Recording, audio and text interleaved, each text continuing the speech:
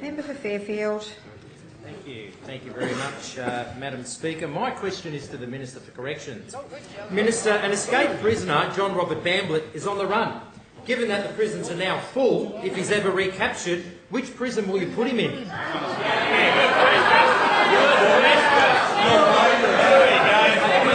Minister has the call and all members will be out of the chamber with continued interjections and noise. Minister has the call. Member for Prospect, John I Ward. have a very, very good answer to that question. Because I predicted it, I'm going to give that answer later on in question time, Madam Speaker. Order. But I'm glad to see Member that for the Maitland. Tactics Committee Member for Blacktown. Well, it is. I know it is early, but it is 1:29. The minister's It's already, very early. The minister's already indicated. Well, we'll hear what he has to say. We'll hear what he has to answering say. the question. How could you know? It's I'm a not gonna reasonable point of order. We'll hear what he has to say, though. Let's do that. Minister has the call. Thank you to the member for Blacktown and the deputy chairman of my Labor's pro-privatisation campaign. It's been wonderful to have your contribution. Madam Speaker, I hear the question from the opposition about escaped prisoners. And I'm concerned, like all of us in this House, that there have been about 8 escaped prisoners over the course of this 12 Member for Lakemba.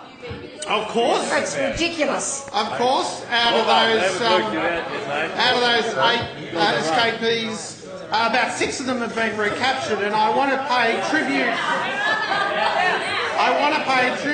To our wonderful police and corrections officers in working so well in ensuring that those escapees have been brought back into custody. Will come to order. Member for Wyong. Madam Speaker, I think Government it's benches, important. I'd appreciate some silence from the government benches as well. There are too many conversations. I think it's very, very important for the Too House. much noise in the chamber. I think it's very, very important for the House and the gallery and all of those sitting at home watching this to have some.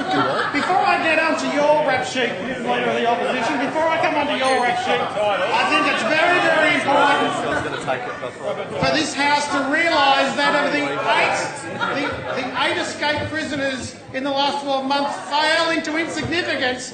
For a year under their administration, there was 153. There were very sensitive. Is it about disorder in the House? It's standing order 129. I can't hear for the Leader of the Opposition making some kind of noise over there.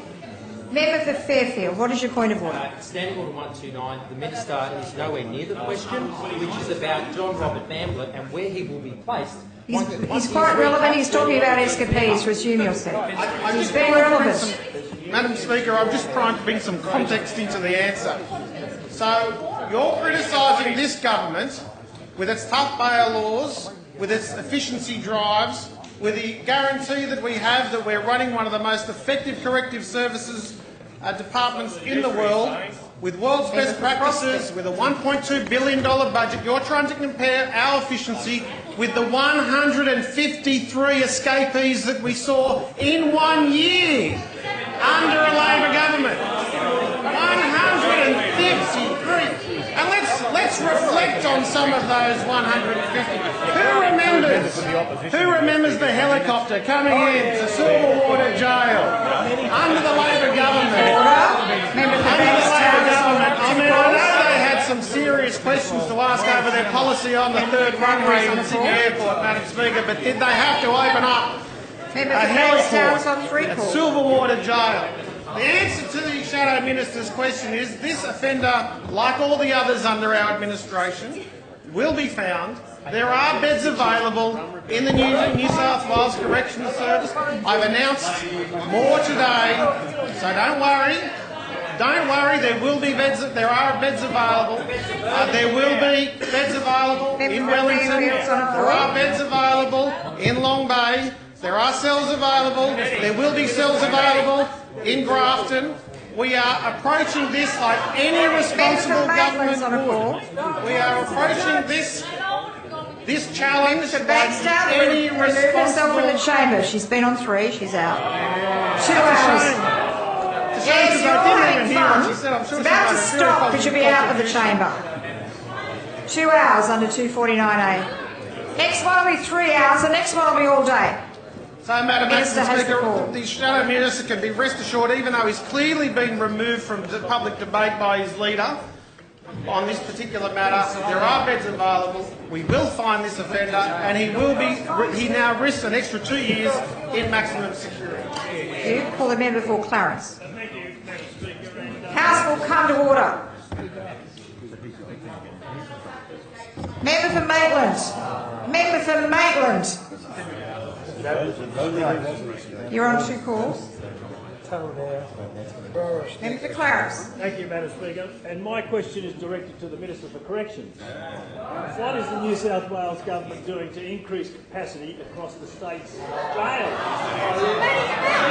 Member for Maitland, come to order. Now you'll give us Minister has the call. Amendment for Clarence. I don't know why the opposition turned up today. There is just too much noise. Madam Speaker, I thank the member for Clarence for his interest in this matter, constructive contribution to this debate, the wonderful relationship that he has with the corrections community in his particular constituency. And Member for Blacktown's on 3 calls. I'm delighted that he's taken such an interest in the government's response to this challenge. Madam Speaker, it is in fact a fact that the prison population is subject to significant and sometimes dramatic fluctuations, just like we saw under Labor with 153 escapes in 1 year. But this makes it difficult Member for for Calder those... will come to order. What did you say? He's interjecting. That was just 1995, but he was 16 years government after that. There was probably just as many for every year after that. I Madam again Speaker, warning there members have of been the opposition. 12,100 prisoners in the system, which is a record, but we have vacancies. There is no doubt that the prison system is facing pressure due to capacity issues. The problem is a challenge for the New South Wales Government and one that the Premier and I take very seriously.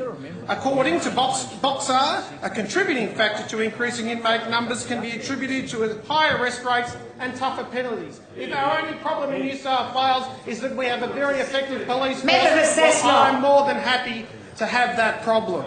I want to make it clear that the government makes no apologies for our position to be tough on crime. Madam Speaker, the New South Wales Government has an infrastructure plan to meet the needs of the rising prison population. We have funded more than 1,900 beds since March last year. We delivered on an election commitment to reopen Kirkconnell, which has operational capacity of 260. And we have also reconfigured Carry-On from a juvenile to adult correctional centre. Madam Speaker, in the recent budget we provided a record $1.2 billion on the correctional system. To deal with the issue of capacity in New South Wales prisons, we are opening up more than 400 new beds in the short term to ease the pressure on our jails. These beds include modular cells which are being fabricated and will provide an additional 160 beds in the outer metropolitan multi-purpose and Parkleigh correctional centres, 80 coming online at the end of the month and 80 coming online in the first few weeks of December. Madam Speaker, in addition, there's 105 beds at Wellington Correctional Centre and 45 are already in. The rest will be installed within the next fortnight. Madam Speaker, 114 beds at Grafton Correctional Centre will be open in the next 3 weeks. Madam Speaker, another 52 beds at Glen Innes Correctional Centre will also be open in the next 3 weeks, and I note the member for Northern Tableland's support for that wonderful institution. These additional beds are a short-term measure which will help ease some of the immediate pressures on the system and will gradually be replaced with additional cells in new modern correctional facilities. Madam Speaker, to support capacity issues, what would you have the member for Wyong? What would you have them in? What would you have them in? You interrupted me. Member for Strathfield rising on a point of order. Minister will resume. Nothing said from the opposition over our homeless veterans, but you're very concerned about the prisons, are you? Minister will resume your seat. There's a point of... Minister. Point of order. Yes, Member for Strathfield. My point of order is, Madam Speaker, that he should direct his comments through you and not across Very the difficult to table. hear what he's actually saying for the interjections from the opposition, but your point of order is noted and should Careful, make your Luke, she's comments going through back the to doing chair, the Minister. council. Thank Yes, you. Madam Speaker, to support capacity issues in the long term, we are procuring a new 600-bed Be quiet. correctional facility in Grafton and are expanding capacity in Parklea, creating an extra 1,000 beds. Grafton's new correctional centre will be built under a public-private partnership, which I know the member for Blacktown is very supportive of. It will significantly boost prison capacity and jobs, particularly in regional New South Wales. The centre will have the flexibility to accommodate mixed security classifications and will house both male and female inmates. Madam Speaker, yesterday I visited Windsor and inspected the facilities. I met with correctional officers and I saw the work that's being done to help rehabilitate Member for offenders. Blacktown will come to order. What's its name? You're on 3 John calls. Moroney is his It's name, by Member for order Blacktown. to you, Member for That's Blacktown. another one that I'm sure you and your friends wanted to privatise, but I tell you what, I've never seen anybody Order. change their tune so much on privatisation that I did with Prospect. Member for Blacktown. Look, Madam Speaker, we've committed to an extra $994,000 for 3 new inmate transport trucks. Member for Clarence. 2 minutes is granted. Thank you. Madam don't Speaker, have to be we have here. also Member committed for Rockdale, you an can extra go.